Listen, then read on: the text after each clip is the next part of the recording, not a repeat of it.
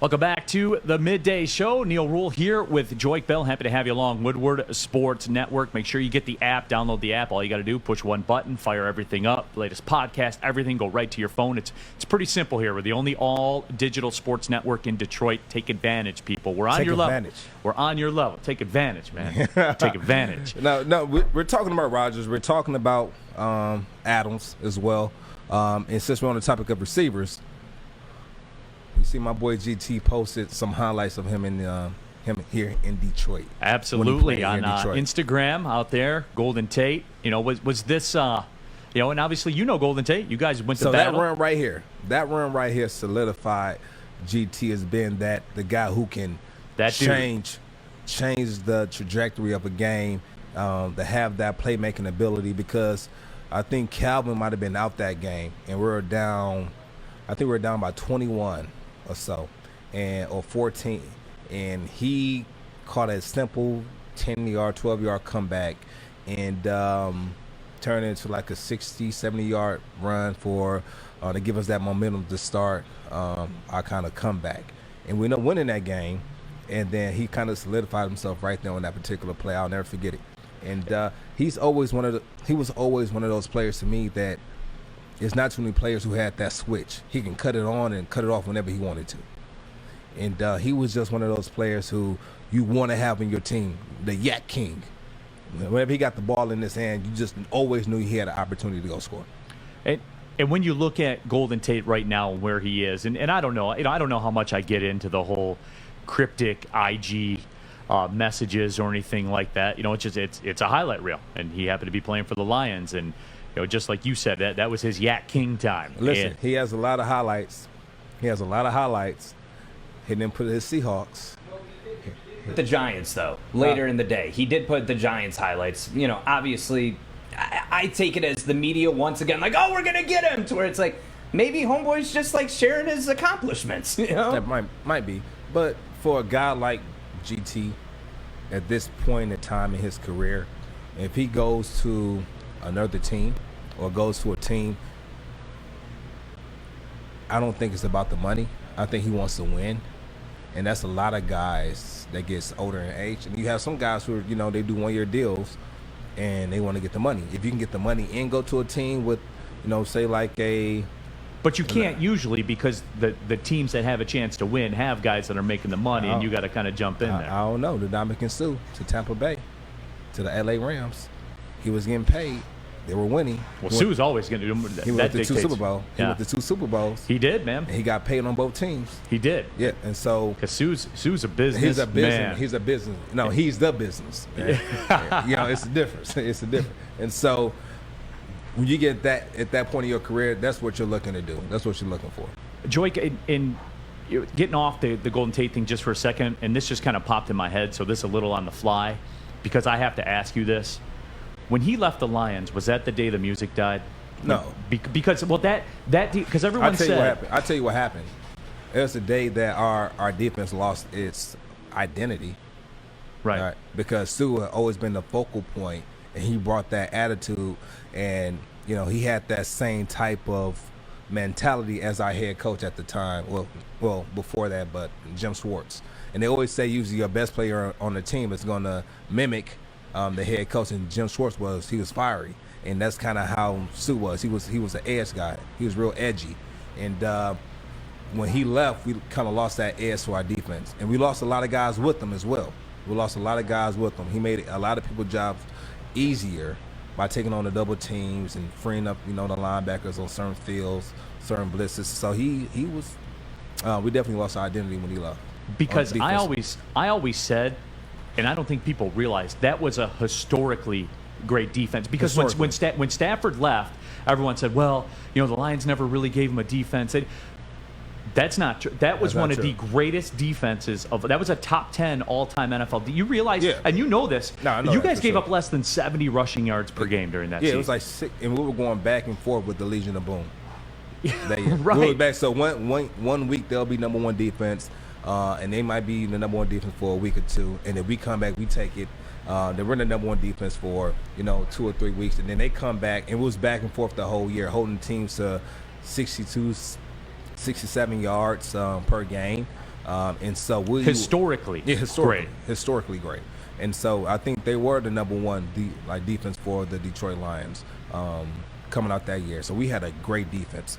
I wish we would have took our offense from say 2016 and put it with that team in 2000, that defense in 2014 with that play calling, and just I think we would have made magic. We would have made some noise.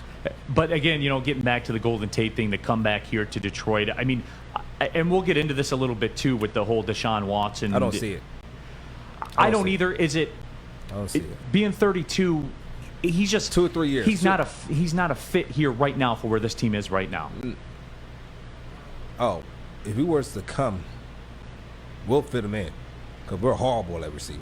I'm not gonna say we're horrible, but we don't have as much talent as other teams at receiver right now. We're bottom tier. On paper, you're right. Yeah. Yeah, on paper, you we're are. bottom That's tier. just being real. And so we're bottom tier. So if Golden Tate was to come here, yes, we have a place to put him. But does he want to come here? Right, and that's what it goes back to. Now, 2 or 3 years down the road, if he's still playing, he's still being productive, it might be an opportunity for him to come back here and finish what the kind of unfinished business, to finish that up, help us get to where we want to go.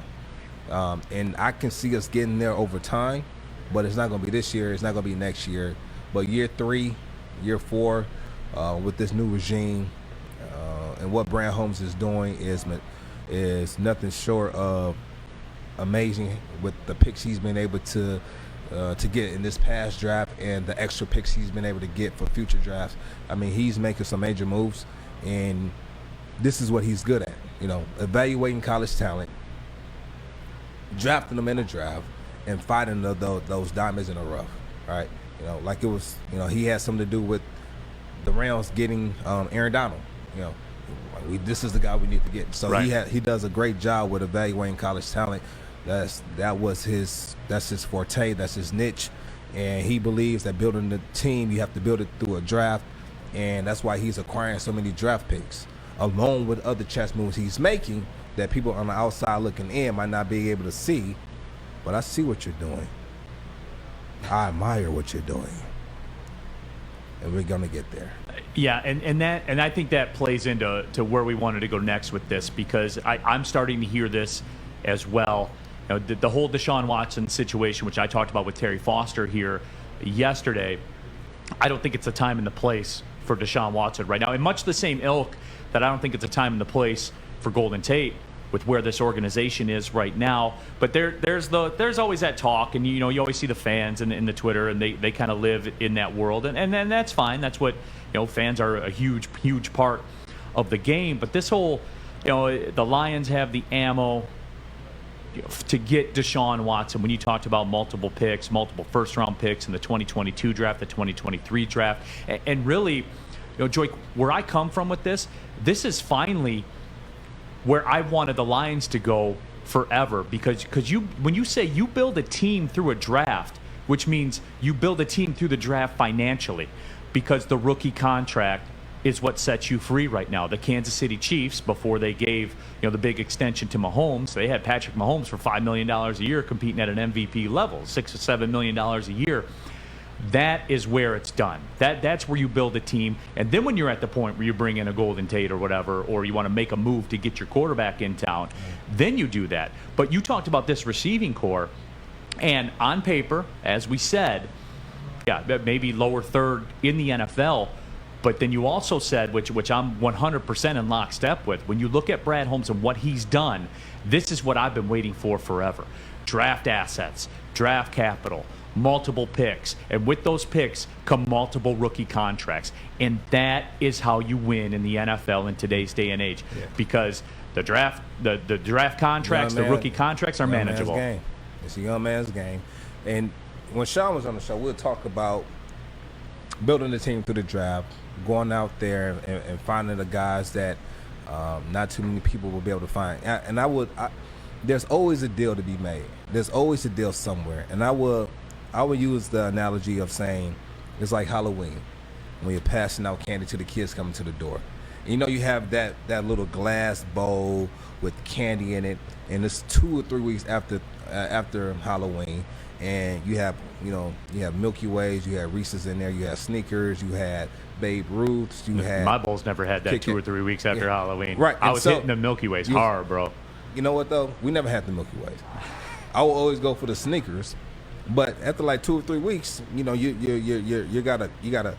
You don't see it just sitting there. You got to move stuff around. You got to move them. You got to move the Milky Way out the way. You got to move the Babe. You got to move it out the way. Those stupid peanut butter kisses. Yeah, you got to move them out the way. The peanut butter, you got to move them out the way. And you might find one sneaker left at the very, very bottom. And that's what Brad Holmes is very good at, in finding those talents at schools or teams where a scout might say, there's no talent here. Brad Holmes is going to find talent there. And so that's kind of what I see out of him. And he's a numbers guy. So I kind of like the way he goes out and he scouts and he does certain things because it's not orthodox. That last Snickers, that undiscovered Snickers, hit different. It hit different, man. Oh. It hit different, don't it? Yeah. Oh my God! It was like the old Eddie Murphy Delirious when he talked about eating a cracker. If you're starving to death, it's the greatest cracker of your life. If you're out of Snickers and you find one, it's the greatest Snickers. If you want to be like Stanley Cup champion Darren McCarty, go to CoastPortland.com and get your Coast products today.